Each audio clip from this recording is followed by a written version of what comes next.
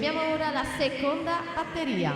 In corsia 2 Marco Carella, alla 3 Thomas Pigozzo, in corsia 4 Nicolò Solmi, alla 5 Nicolò Siven, in 6 Marco Londero, alla 7 Andrea Polese.